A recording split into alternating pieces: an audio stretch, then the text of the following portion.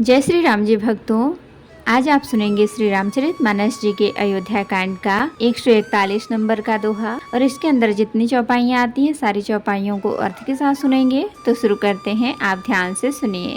हम आरंभी हरि कथा तुम निर्वाहन आय सुआसन लीजिए सुनहु वीर हनुमान सियावर रामचंद्र की जय। बोलो बजरंग बली की जय, बोलो सब देवी देवों की जय। वेश भरण पोषण कर जोई ताकर नाम भरत अस होई। राम लखन सीता सहित सोहत परन निकेत जिमि बाशव बश अमरपुर सची जयंत समेत सिया राम। लक्ष्मण जी और सीता जी सहित श्री रामचंद्र जी पर्णकुटी में ऐसे सुशोभित हैं जैसे अमरावती इंद्र अपनी पत्नी सची और पुत्र जयंत सहित बसता है। जुग वहीं प्रभु सिया लखन ही कैसे पलक बिलोचन गोलक जैसे। से वहीं लखन सिया रघुबीर रही जिमि अविवेकी पुरुष शरीर रही। प्रभु श्री रामचंद्र जी सीता जी और लक्ष्मण जी की कैसी संभाल करते हैं जैसे पल के नेत्रों के गोलकों की। इधर लक्ष्मण जी सीता जी और श्री रामचंद्र जी की अथवा लक्ष्मण जी और सीता जी श्री रामचंद्र जी की ऐसी सेवा करते हैं जैसे अज्ञानी मनुष्य शरीर की करते हैं। यही विधि प्रभु बन बसहि सुखारी खग मृग सुर तापस हितकारी। कहु राम बन गवन सुहावा सुनहु सुमंत्र अवध जिमि आवा। पशु पक्षी देवता और तपस्वियों के हितकारी प्रभु इस प्रकार सुख पूर्वक वन में निवास कर रहे हैं। तुलसीदास जी कहते हैं, मैंने श्री रामचंद्र जी का सुंदर वन गमन कहा। अब जिस तरह सुमंत्र अयोध्या में आए वह कथा सुनो। फिर निषाद प्रभु ही पहुँचाई सचिव सहित रथ देखे सियाई। मंत्री बिकल बिलो की निषादु कहीं न जाए जस भयउ विषादु। प्रभु श्री रामचंद्र जी को पहुंचाकर जब निषाद राज लौटा तब आकर उसने मंत्री सुमंत्र सहित देखा। मंत्री को व्याकुल देखकर निषाद को जैसा दुख हुआ वह कहा नहीं जाता। राम राम सिय लखन पुकारी पर उधर नितल व्याकुल भारी। देखी दखिन दिशि है ही नाही जनु बिनु पंख बिहा गया कुलाही। निषाद को अकेले आया देखकर सुमंत्र हा राम हा राम हा राम हा सीते हाँ लक्ष्मण पुकारते हुए बहुत व्याकुल होकर धरती पर गिर पड़े। रथ के घोड़े दक्षिण दिशा की ओर जिधर श्री रामचंद्र जी गए थे देख देख कर हिनहिनाते हैं, मानो बिना पंखे के पक्षी व्याकुल हो रहे हो। नहीं तृण चरहि न पियहि जल मोचहि लोचन बार। व्याकुल भय निषाद सब रघुबर बाज निहार। सिया राम वेश भरण पोषण कर जोई ताकर नाम भरत अस होई। वे न तो घास चरते हैं न पानी पीते हैं, केवल आंखों से जल बहा रहे हैं। श्री रामचंद्र जी के घोड़ों को इस दशा में देखकर सब निषाद व्याकुल हो गए। धैर्य धीरज तब कहै निषादु अब सुमंत्र परिहरहु विषादु। तुम पंडित परमार्थ ज्ञाता धरहु धीर लख विमुख विधाता। तब धीरज धरकर निषाद राज कहने लगा, हे सुमंत्र जी अब विषाद को छोड़िए। आप पंडित और परमार्थ के जानने वाले हैं। विधाता को प्रतिकूल जानकर धैर्य धारण कीजिए। विविध कथा कही कही मृदुबानी रथ बैठार्यो बर बस आनी। शोक शिथिल रथ सकई नहा की रघुबर बिरह पीर उर बाकी। कोमल वाणी से भांति भांति की कथाएं कहकर निषाद ने जबरदस्ती लाकर सुमंत्र को रथ पर बैठाया, परंतु शोक के मारे वे इतने शिथिल हो गए कि रथ को हाँक नहीं सकते। उनके हृदय में श्री रामचंद्र जी के विरह की बड़ी तीव्र वेदना है। चर फराहि मग चलहि न घोरे बन मृग मनहु आनि रथ जोरे। अढ़ुकी परहि फिर हे रही छीके राम वियोगी बिकल दुख तीछे।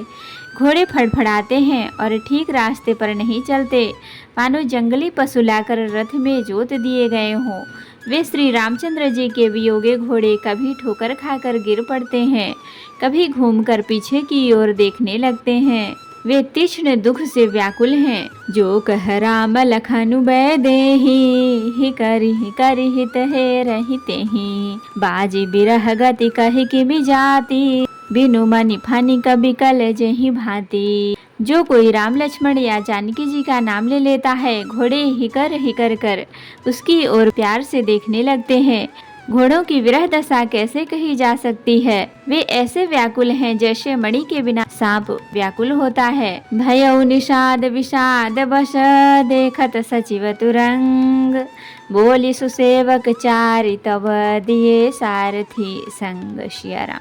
विश्व भरण पोषण कर जोई, ताकर नाम भरत अस होई। मंत्री और घोड़ों की यह दशा देखकर निषाद राज विषाद के वश हो गया। तब उसने अपने चारों उत्तम सेवक बुलाकर सारथी के साथ कर दिए। गुह सारथी फिर पहुँचाई, बिरह विषाद बरन नहीं जाई।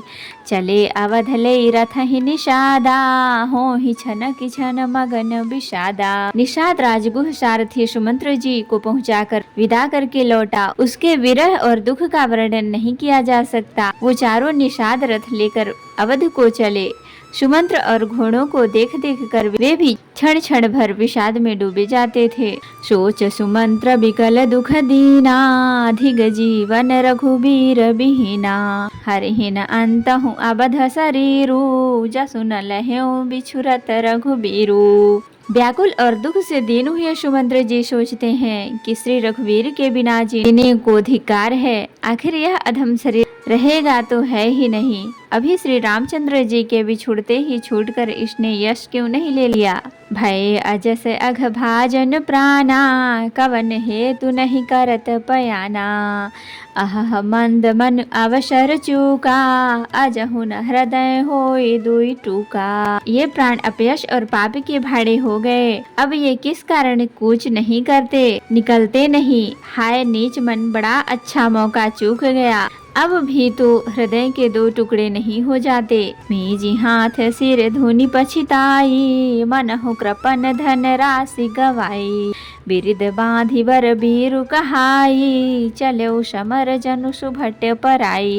सुमंत्र हाथ मलमल कर और सिर पीट पीट कर पछताते हैं, मानो कोई कंजूस धन का खजाना खो बैठा हो। वे इस प्रकार चले मानो कोई बड़ा योद्धा वीर का बाना पहनकर और उत्तम सूरवीर कहलाकर युद्ध से भाग चला हो। विप्र विवेकी वेद विद, सम्मत साधु सुजात। जिमि धोखे मद पान कर, सचिव सोचते ही भांति। सियाराम। विश्व भरण पोषण कर जोई, ताकर नाम भरत अस होई। जैसे कोई विवेकशील वेद का ज्ञाता, साधु सम्मत आचरणों वाला और उत्तम जाति का कुलीन ब्राह्मण धोखे से मदिरा पी ले और पीछे पछतावे, उसी प्रकार मंत्री सुमंत्र सोच कर रहे हैं, पछता रहे हैं।